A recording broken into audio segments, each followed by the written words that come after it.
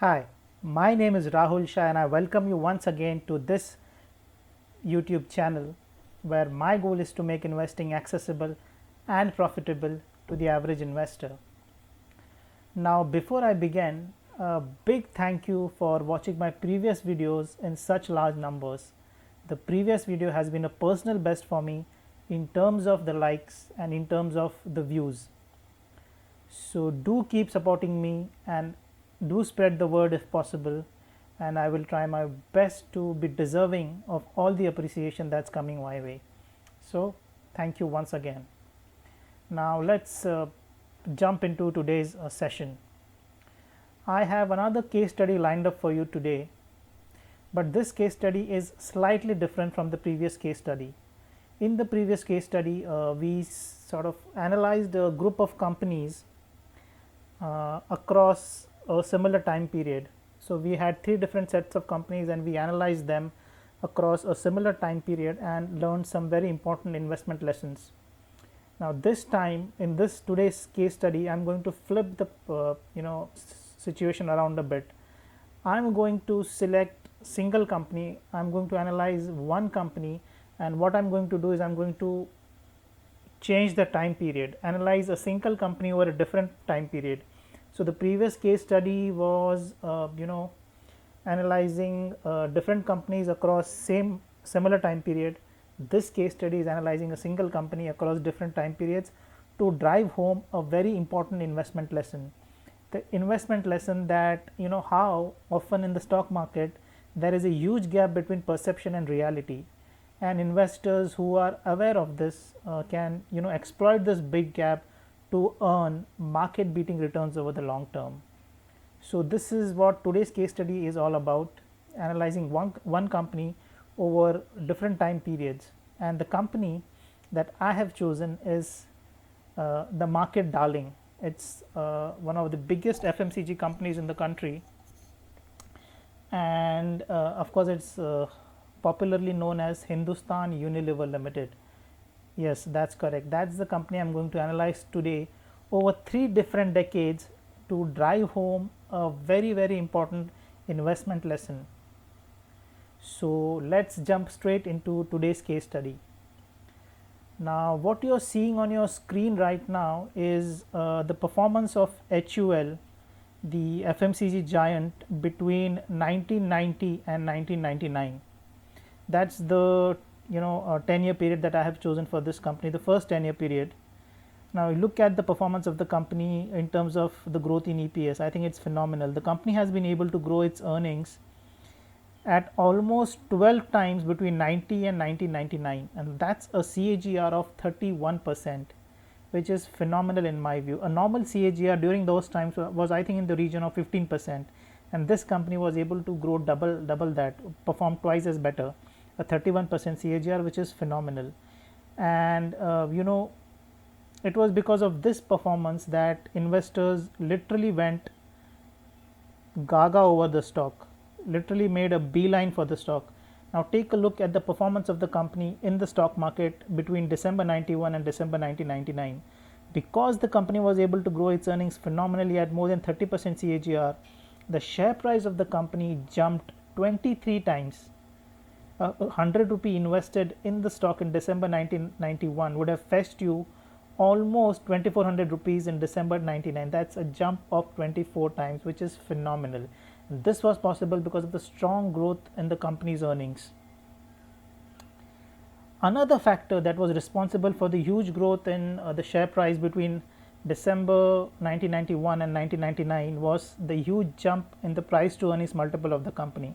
The price to earnings multiple jumped from 16 times to 47 times. That's almost 3 times jump in price to earnings multiple. Now what this means is, if at the start of the decade investors were willing to pay 17 rupees for every 1 rupee earnings of the company, that number went up to 48 or almost 47 times in 1999, which means that in 1999, because the company had shown such a phenomenal growth rate in profits, the PE that the investors were willing to give to the company went up to 47 times, a 3 times jump. And this was another factor which was responsible in the phenomenal growth in share price of the company, where the share price appreciated 24 times. Now let us look at the performance of the company in the next decade. The next decade was nothing like the previous decade. In fact, it was an anticlimax. Between 1999 to 2009, the earnings growth of the company was just 2 times. Now this compares to the 12 times growth in earnings it saw in the previous decade. So the growth rate fell drastically in this decade. The earnings CAGR, as opposed to 31% in the previous decade, fell down to just 7% in the decade between 1999 and 2009. Now imagine the plight of the investors who invested in the company at the start of the decade at a PE of 47 times. They felt that the 31% growth that the company has earned in the previous decade would continue in the next decade as well, and they would be handsomely rewarded. But something, which exactly opposite happened. The growth rate of earnings fell from 31% to just 7% in the next decade.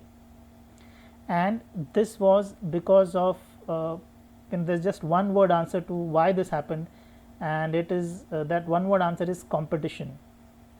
Now, competition, if the competition is intense in an industry, and if there are strong competitors, then what usually happens is they do not allow you to run away with growth in market share.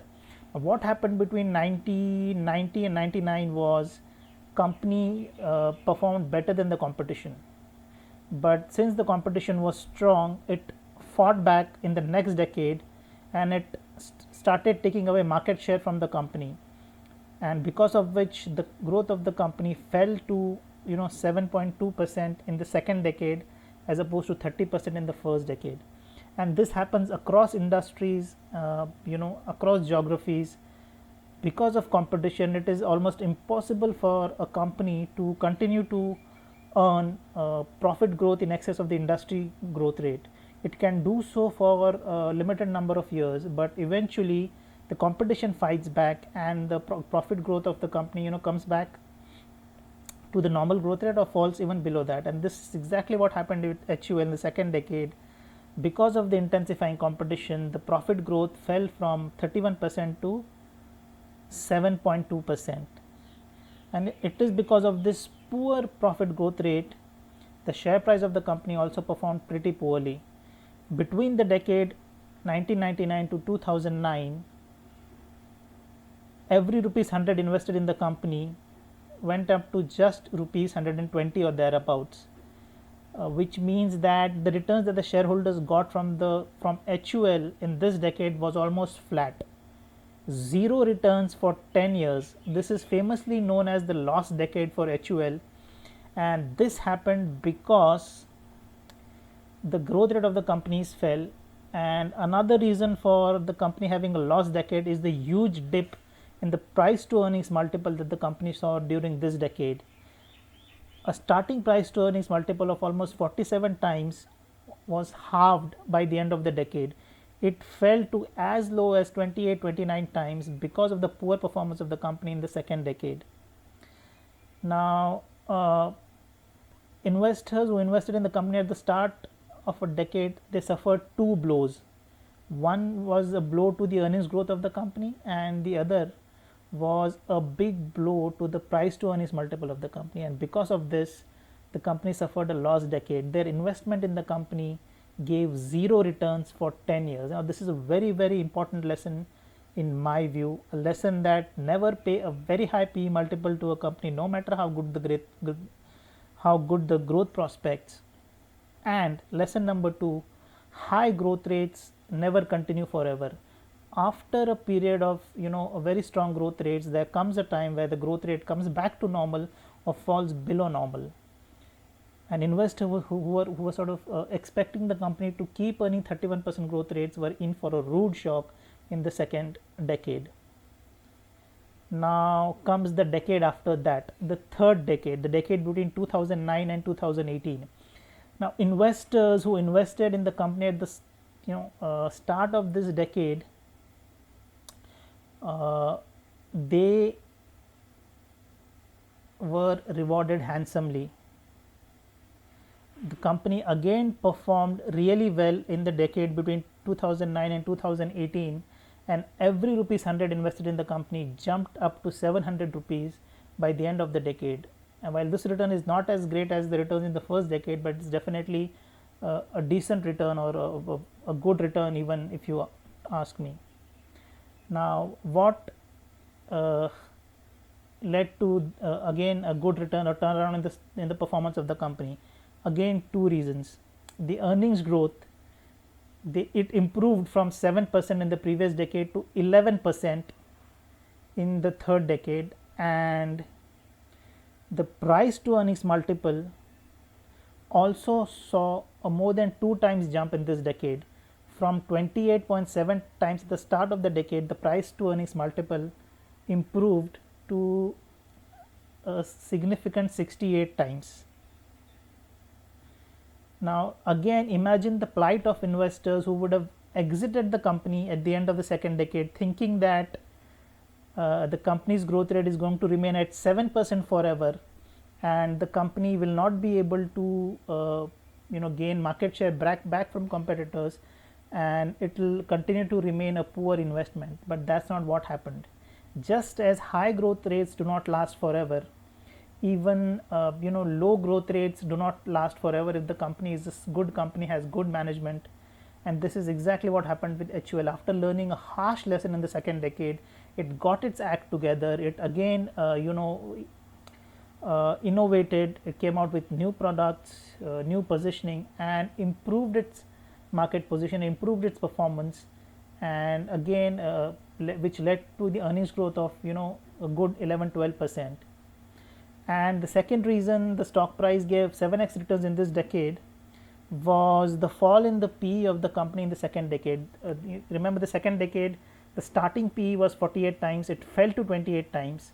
28 times is a decent PE for a company like HUL, and it was because of this low PE and a good growth rate of 11-12% in profits that the company was able to improve its performance in the third decade and turn every rupees 100 invested into 700 rupees.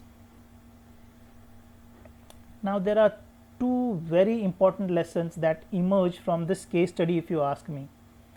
Lesson number one, investors have this mistake of extrapolating the past into the future. In the first decade, they made the mistake of extrapolating the high growth rate of the company and thinking that the company will continue to grow at 30% CAGR over the next decade.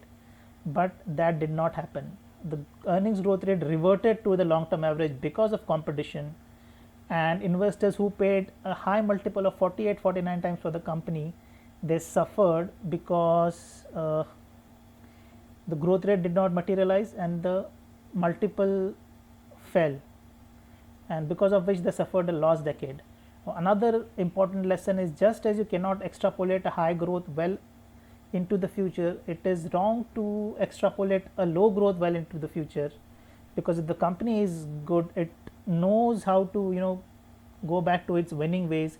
It knows how to increase market share again, and this is exactly what happened. The low 7% growth rate that the company had in the second decade, it saw a turnaround, and the earnings growth again reverted back to the normal growth rate of 11-12%. And since investors who invested in the company at the start of the third decade at a reasonable PE of 28 times, they did not pay a very high PE multiple, their investment in the company saw a jump of 7 times. This is a very, very important lesson in my view, and no matter how great the company, you cannot assume high growth rates to continue forever, and you cannot pay a very high PE multiple. If you do that, you are asking for trouble.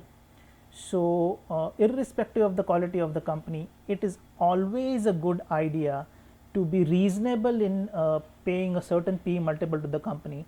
And a thumb rule for that is, a great quality company, you should not pay a PE multiple of more than 25 to 30 times. If you're consistently paying a PE multiple of more than 25 to 30 times for any company, you're asking for trouble. And the second lesson is, of course, high growth rates do not last forever and low growth rates do not last forever. if a company has enjoyed a period of very high growth rates, chances are that over the next 5, 7, 10 years the growth rate will fall back. And if the company has enjoyed a period of low growth rate, the growth rate could again go up in the subsequent 5 to 7 years.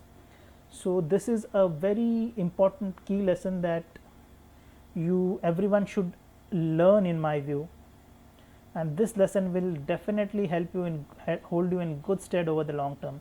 This is one of the safest and the best way to get rich in stocks from a long term perspective, in my view. So do try this out, and I'm sure you will not be disappointed.